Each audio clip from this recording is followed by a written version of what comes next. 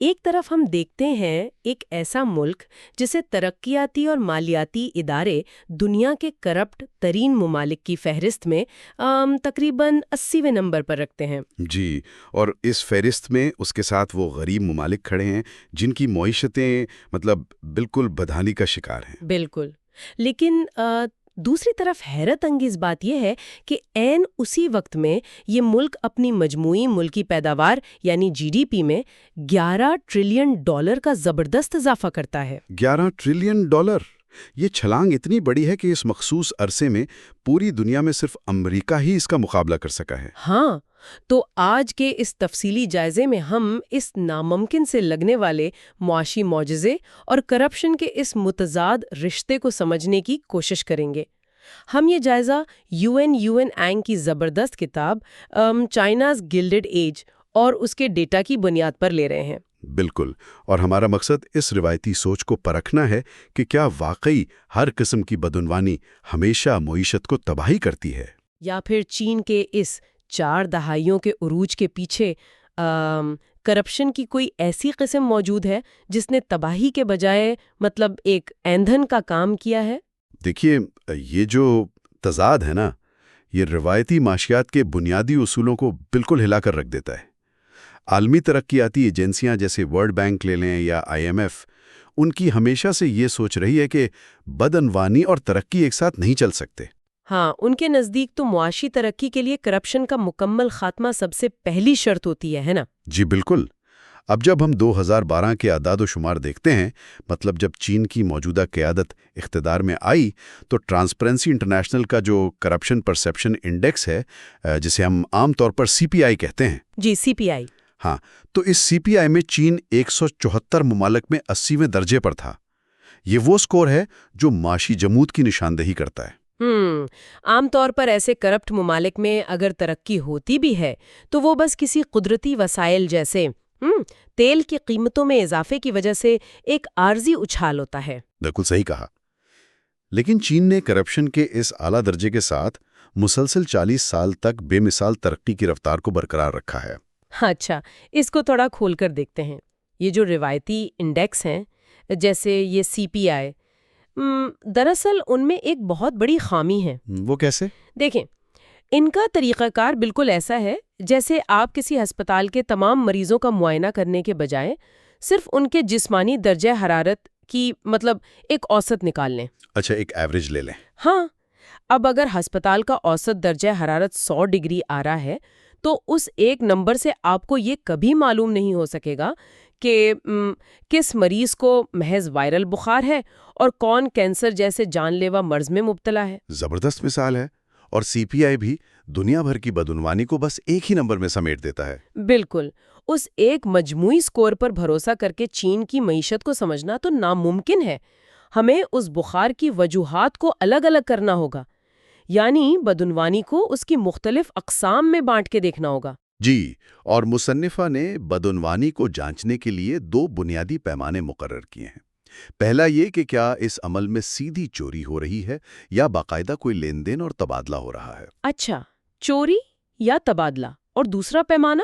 دوسرا یہ کہ کیا اس میں عام سرکاری اہلکار ملوث ہیں یا اعلیٰ سطحی حکومتی اشرافیہ۔ اس تفریق سے بدعنوانی کی 4 واضح اقسام سامنے آتی ہیں، اور ان کے معاشیت پر اثرات بالکل ادویات جیسے ہوتے ہیں۔ ادویات جیسے؟ دلچسپ ہے۔ تو پہلی قسم کون سی ہے؟ پہلی قسم ہے چھوٹی چوری یا پیٹی تھیفٹ۔ یہ وہ بدعنوانی ہے جہاں نچلے درجے کے اہلکار عام لوگوں کو ہراساں کر کے پیسے بٹورتے ہیں، یعنی عام پولیس والے یا کلرک وغیرہ۔ بالکل۔ مثال کے طور پر تھائی لینڈ میں اگر کوئی سیاہ سڑک پر سگریٹ پھینک دے تو پولیس اہلکار قانونی کارروائی کے بجائے اس سے 2062 کا بھتہ وصول کر کے اپنی جیب میں ڈال لیتا ہے۔ اوہ، تو معیشت کی زبان میں اس کا کیا اثر ہوگا؟ دیتی ہے۔ ٹھیک ہے، یہ تو سمجھ آتا ہے۔ اور دوسری طرف اگر ہم اس چوری کو اعلیٰ سطح پر دیکھیں تو وہ بڑی چوری بن جاتی ہے نا، جسے ہم گرینڈ تھیف کہہ سکتے ہیں۔ جی ہاں، بالکل۔ نائجیریا کے سابق ڈکٹیٹر سانی اباچا کی مثال لے لیں۔ اس نے اپنے دور اقتدار میں ملکی خزانے سے براہ راست $4 بلین چرائے اور انہیں غیر ملکی بینکوں میں بھیج دیا۔ 4 بلین ڈالر! ارے باپ رے! یہ تو اس وقت کے نائجیریا کے کل جی ڈی پی کا تقریباً 10% بنتا ہوگا۔ بالکل، اور یہ بڑی چوری چھوٹی چوری سے بھی زیادہ خطرناک زہر ہے، کیونکہ اس میں سرمایہ ملک سے باہر نکل جاتا ہے، جسے ہم کیپٹل فلائٹ کہتے ہیں۔ ظاہر ہے جب پیسہ ہی ملک سے باہر چلا گیا تو وہ وسائل خشک ہو جائیں گے اور عوام کی فلاح کے منصوبے تو مکمل مفلوج ہو جائیں گے۔ یہ دونوں تو خالص چوری کی اقسام ہو گئیں جن کا معیشت کو صرف نقصان ہی ہے۔ بالکل۔ اب ہم آتے ہیں تیسری قسم پر، جہاں چوری کے بجائے باقاعدہ تبادلہ ہوتا ہے۔ اسے اسپیڈ منی یا کام جلدی نکلوانے کی رشوت کہا جاتا ہے۔ اس کی کوئی مثال؟ بھارت کی مثال یہاں بہت موزوں ہے۔ وہاں ایک عام دکاندار کو اپنا کاروبار شروع کرنے کے لیے مختلف سرکاری محکموں سے درجنوں پرمٹ درکار ہوتے ہیں۔ اچھا، وہ جو سرخ پیتے یا ریڈ ٹیپ والا مسئلہ ہوتا ہے۔ بالکل بھائی، اس پیچیدگی اور تاخیر سے بچنے کے لیے وہ کلرکوں کو چھوٹی موٹی رشوت دیتا ہے تاکہ اس کی فائل کو روکا نہ جائے اور کام جلدی ہو۔ تو یہ اسپیڈ منی تو ایک طرح سے درد کش دوا یا پین کلر کا کام کر رہی ہے نا؟ جی، پین کلر کیسے؟ ذرا سمجھائیں۔ دیکھیں، ایک کاروباری شخص کے لیے بیوروکریسی کی تاخیر کا درد اتنا زیادہ ہوتا ہے کہ وہ وقتی ریلیف کے لیے رشوت دے دیتا ہے۔ کام تو نکل جاتا ہے، لیکن یہ کوئی وائٹامن نہیں ہے جو معیشت کو مضبوط کریں۔ بہت خوب۔ در حقیقت یہ اس دکاندار پر ایک غیر اعلانیہ ٹیکس ہے جو اس کا منافع کم کرتا ہے۔ ہاں، پین کلر وقتی طور پر درد کو دبا دیتا ہے، لیکن وہ اندرونی انفیکشن، وہ جو ناکارہ سرکاری نظام ہے، وہ تو ویسے کا ویسا ہی رہتا ہے۔ بالکل درست۔ اور اب ہم چوتھی اور سب سے پیچیدہ قسم کی طرف آتے ہیں، جو چین کے اس معاشی معجزے کا اصل محرک ہے۔ اسے ایکسس منی یعنی رسائی حاصل کرنے کی رشوت کا نام دیا گیا ہے۔ ایکسس منی یہ کیسے کام کرتی ہے؟ یہ وہ بدعنوانی ہے جہاں اعلیٰ ترین حکومتی اشرافیہ اور بڑے سرمایہ داروں کے درمیان مراعات کا تبادلہ ہوتا ہے۔ چین کے ایک شہر کے سابق پارٹی سیکرٹری چیجینیے کا کیس اس کی کلاسک مثال ہے۔ اچھا، اس نے کیا کیا تھا؟ اس نے اپنے اختیارات کا استعمال کرتے ہوئے اپنے پسندیدہ کاروباری دوستوں کو حکومت کے بڑے تعمیراتی اور انفراسٹرکچر کے ٹھیکے دیے۔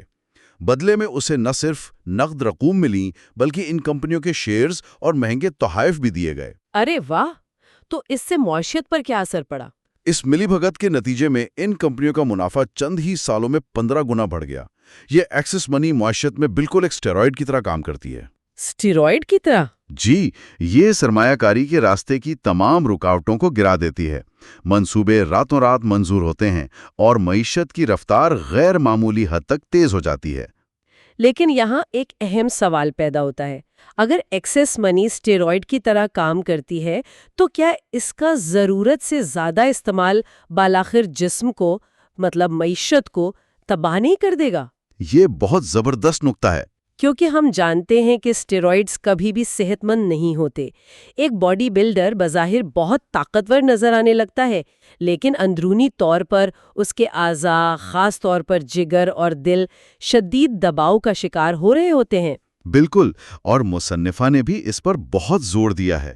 ایکسس منی معیشت کے لیے کوئی فائدہ مند چیز نہیں ہے، اس کے سائیڈ ایفیکٹس بہت ہولناک ہوتے ہیں۔ تو کیا چین میں ہمیں اس وقت یہ سائیڈ ایفیکٹس نظر آ رہے ہیں؟ بالکل آ رہے ہیں۔ آج ہم وہاں ان اسٹیرائڈز کے واضح نتائج دیکھ سکتے ہیں۔ وہاں بے تحاشا غیر ضروری تعمیرات کی گئیں، جن کے نتیجے میں ایسے بڑے بڑے شہر آباد کیے گئے جہاں کوئی نہیں رہتا۔ ہاں، جنہیں وہ گھوسٹ سٹیز کہتے ہیں۔ جی ہاں، گھوسٹ سٹیز۔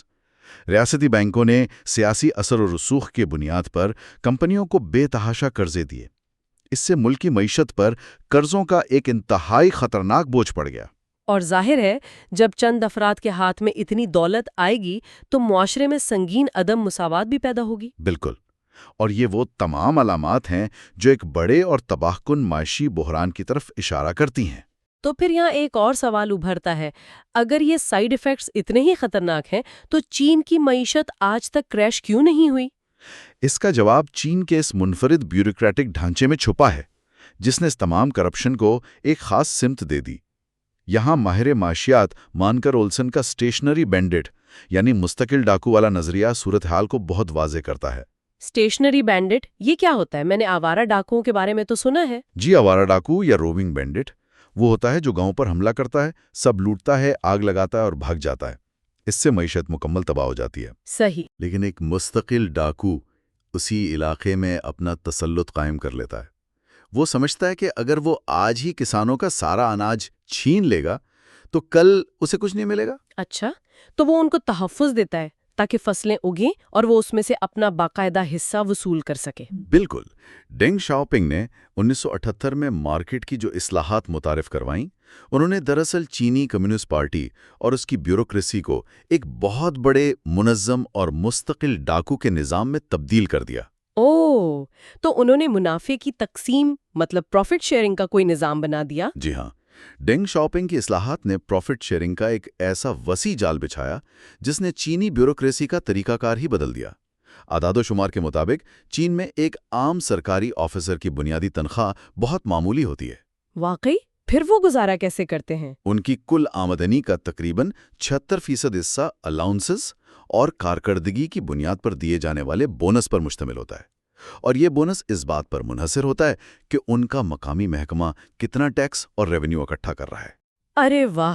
تو اس کا مطلب ہے کہ اگر اس افسر کے علاقے میں فیکٹریاں لگیں گی، کاروبار بڑھے گا تو اس کا اپنا بونس بھی بڑھ جائے گا۔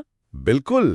اس نظام نے مقامی حکام کو مجبور کیا کہ وہ سرمایہ داروں کو ہراساں کرنے کے بجائے انہیں سہولیات فراہم کریں اور رکاوٹیں دور کریں۔ یعنی مقامی بیوروکریٹ کا معاشی مفاد اس علاقے کے تاجر کے معاشی مفاد کے ساتھ جڑ گیا۔ لیکن کیا مرکزی حکومت نے ان سب کو مادر پدر آزاد چھوڑ دیا تھا؟ نہیں، بالکل نہیں۔ 1998 کے بعد بیجنگ نے ایک سوچی سمجھی حکمت عملی کے تحت کریک ڈاؤن کیے۔ انہوں نے ہر قسم کی کرپشن کو ختم نہیں کیا، بلکہ صرف ان اقسام کو نشانہ بنایا جو معیشت کے لیے زہریلی دوا تھیں۔ اچھا، یعنی چھوٹی چوری اور بڑی چوری پر پابندی لگائی؟ ہاں، سرکاری فیسوں کو ڈیجیٹل کیا، سڑک پر بھتہ خوری کو کچلا، لیکن انہوں نے اس کرپشن سے آنکھیں بند کر لیں جو اسٹیرائڈ کے طور پر کام کر رہی تھی، یعنی ایکسس منی۔ تو اس سب کا مطلب یہ ہوا کہ حکومت نے دراصل معیشت کو براہ راست نقصان پہنچانے والی بدعنوانی کو روکا، لیکن جو بدعنوانی سرمایہ کاری لا رہی تھی اسے برداشت کیا۔ بالکل صحیح، اور یہی وہ باریک فرق ہے جو روایتی انڈیکس پکڑنے میں ناکام رہتے ہیں۔ مصنفہ نے اس خامی کو دور کرنے کے لیے ایک نیا پیمانہ تیار کیا جسے ان بنڈلڈ کرپشن انڈیکس یا UCI کہا جاتا ہے۔ یہ UCI کیسے کام کرتا ہے؟ کیا اس میں بس یہ پوچھتے ہیں کہ بھئی آپ کے ملک میں کرپشن ہے یا نہیں؟ نہیں، کیونکہ اس کا جواب تو ہر شخص اپنے لحاظ سے دیتا ہے۔ انہوں نے مخصوص فرضی کہانیوں یا ونیٹس کی بنیاد پر سروے کیا۔ اچھا، مطلب ماہرین سے مخصوص حالات کے بارے میں پوچھا؟ جی، مثلا پوچھا گیا کہ کیا یہ عام بات ہے کہ طاقتور عہدیدار کے رشتہ داروں کو سرکاری ٹھیکے ملیں، یا کیا کاروبار چلانے کے لیے نچلے کلرکوں کو روز تحائف دینے پڑتے ہیں؟ اس سے اصل ساخت سامنے آ گئی۔ تو جب اس نئے UCI انڈیکس پر چائنا اور روس کا موازنہ کیا گیا تو کیا نتائج نکلے؟ دونوں نے کمیونزم سے مارکیٹ اکانومی کا سفر کیا ہے۔ نتائج بہت حیران کن تھے۔ 90 کی دہائی میں سوویت یونین ٹوٹنے کے بعد روس میں فوری اور بے ہنگم سیاسی آزادی آ گئی۔ اس کھلے پن نے ریاستی اثاثوں کی کھلی لوٹ مار کے دروازے کھول دیے۔ یعنی وہ جو آوارہ ڈاکو والا تصور تھا وہ روس میں نافذ ہو گیا؟ بالکل۔ وہاں کے با اثر افراد نے ریاستی فیکٹریوں، تیل کے کنووں کو نچوڑا اور پیسہ ملک سے باہر لے گئے۔ روس میں بڑی چوری اور اسپیڈ منی کا راج ہو گیا، جس نے معیشت کا بیڑا غرق کر دیا۔ جبکہ اس کے برعکس چین نے معیشت کو تو کھولا لیکن سیاسی کنٹرول مضبوط رکھا، جس سے کیپٹل فلائٹ رک گئی۔ اور بھارت کا موازنہ کیسا رہا چین کے ساتھ؟ CPI میں تو دونوں کا سکور تقریباً ایک جیسا ہے۔ ہاں، CPI میں دونوں لگ بھگ برابر ہیں، لیکن اندرونی میکانزم بالکل مختلف ہے۔ بھارت میں اسپیڈ منی کا راج ہے، وہ ایک بڑی اور بکھری ہوئی جمہوریت ہے۔ اچھا، جہاں اختیارات کی مختلف تہیں ہوتی ہیں۔ جی، مقامی بیوروکریٹ کسی بھی پروجیکٹ کو ویٹو تو کر سکتا ہے، روک سکتا ہے، لیکن کسی ایک اعلیٰ عہدیدار کے پاس یہ طاقت نہیں ہوتی کہ اکیلے سب منظور کروا لے، ہے نا؟ جو رگڑ کو کم کرنے کے لیے دی جاتی ہے۔ بالکل صحیح تشبیہ ہے۔ اور چین کی بدعنوانی گریس نہیں بلکہ سلج، یعنی ایک طرح کی کثافت ہے۔ ہاں، کیونکہ چین کا نظام اتنا مرکز ہے کہ وہاں کا کوئی طاقتور میئر اکیلے ہی سب رکاوٹیں دور کر سکتا ہے۔ ایک سرمایہ دار کو درجنوں کلرکوں کے بجائے بس ایک طاقتور شخص سے منافع بخش لین دین کرنا ہوتا ہے۔ جی، گریس مشین کے پرزوں کو چلنے میں مدد دیتی ہے، لیکن چین والی سلج چند مخصوص اشرافیہ کو راتوں رات ارب پتی بناتی ہے اور بڑے انفراسٹرکچر کھڑے کر دیتی ہے۔ تو کیا چین کا یہ ماڈل دنیا کے تاریخ میں بالکل نیا ہے؟ یہاں ایک بڑی دلچسپ بات یہ ہے، جب ہم معاشی تاریخ دیکھتے ہیں تو آج کی سب سے بڑی عالمی طاقت امریکہ بالکل اسی راستے پر چل کر یہاں تک پہنچی ہے۔ ارے واہ، واقعی؟ جی، 19ویں صدی کے آخر کا امریکہ، جسے دی گلڈڈ ایج کہا جاتا ہے، آج کے چین سے حیرت انگیز حد تک مشابہت رکھتا ہے۔ ہاں، اس وقت امریکہ میں بھی بے پناہ معاشی ترقی ہو رہی تھی، ریلوے لائنیں بچھ رہی تھیں، سٹیل کی ملیں لگ رہی تھیں، لیکن اس کے پیچھے تو کھلے عام رشوت چل رہی تھی نا؟ بالکل، سیاستدانوں، کانگریس ممبران، حتیٰ کہ ججوں کو رشوت دی جا رہی تھی، قانون سازی خریدی جا رہی تھی۔ وہ جو رابرٹ بیرنز تھے، انہوں نے اسی ایکسس منی کے ذریعے بے تحاشا دولت کمائی۔ تو اس وقت کے امریکی سرمایہ دار وہی کر رہے ہیں جو آج چینی اشرافیہ کر رہی ہے؟ لیکن یہاں بات واقعی بہت دلچسپ ہو جاتی ہے۔ امریکہ میں تو اس اسٹیرائڈ والی ترقی کا انجام 1893 کے اس ہولناک معاشی بحران کی صورت میں ہوا تھا نا؟ جی ہاں، بالکل، جس نے بینکوں کو دیوالیہ کر دیا تھا۔ تو پھر امریکی تاریخ کو دیکھتے ہوئے کیا چین بھی ایسے ہی کسی حتمی کریش کی طرف تیزی سے بڑھ رہا ہے؟ دیکھیں، چین کی قیادت، خاص طور پر صدر شی جن پنگ، ان خطرات سے بخوبی واقف ہیں۔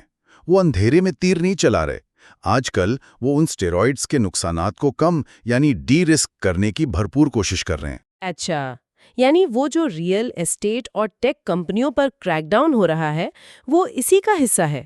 بالکل، وہ کوشش کر رہے ہیں کہ قرضوں اور ایکسس منی کے غبارے کی ہوا آہستہ آہستہ نکالی جائے تاکہ امریکی طرز کے اچانک کریش سے بچا جا سکے۔ لیکن یہ ایک خطرناک ہائی وائر ایکٹ ہے۔ ہاں، بہت احتیاط کا متقاضی کام ہے۔ تیز رفتاری سے ختم کیا تو معیشت کا پہیہ چام ہو سکتا ہے، اور چھوڑ دیا تو غبارہ پھٹ سکتا ہے۔ بالکل ایسا ہی ہے۔ تو اس سارے جائزے سے ایک بات واضح ہوتی ہے کہ بدعنوانی کوئی ایک واحد بیماری نہیں ہے۔ جی، چین کا معاشی معجزہ کوئی جادو نہیں تھا۔ یہ اس لیے ممکن ہوا کیونکہ وہاں کی بدعنوانی ایکسیس منی پر مبنی تھی، جس نے ترقی کو مہمیز تو دی لیکن ساتھ ہی ملک کو قرضوں اور عدم مساوات کے سنگین خطرات میں دھکیل دیا۔ اور اسی لیے کسی بھی ملک کی معیشت کو سمجھنے کے لیے معلومات کو صرف بلیک اینڈ وائٹ کے روایتی پیمانوں سے دیکھنا کافی نہیں ہے۔ جب تک آپ اس کی اندرونی پیچیدگیوں کو الگ الگ نہیں کرتے، اصل حقیقت سمجھ نہیں آتی۔ بہت خوب۔ تو اس بحث کو سمیٹتے ہوئے ایک انتہائی اہم سوال ذہن میں آتا ہے جو انسان کو سوچنے پر مجبور کر دیتا ہے۔ وہ کیا؟ اگر تاریخی طور پر امریکہ اور آج کے دور میں چین کی مثالیں یہ ثابت کرتی ہیں کہ سرمایہ داری کے ابتدائی عروج میں ایکسس منی جیسے اسٹیرائڈ کا کردار ناگزیر رہا ہے، تو کیا واقعی دنیا کی جدید معاشی ترقی کے لیے کسی بھی ملک کا ایک بار اس بدعنوان لیکن تیز رفتار دور سے گزرنا لازمی ہے؟ یہ تو بہت گہری بات ہے۔ ہاں، کیا ہم اس کے بغیر ایک مکمل صاف ستھری اور شفاف معیشت بن ہی نہیں سکتے؟ یہ وہ سوال ہے جس کا جواب شاید وقت ہی دے سکے گا۔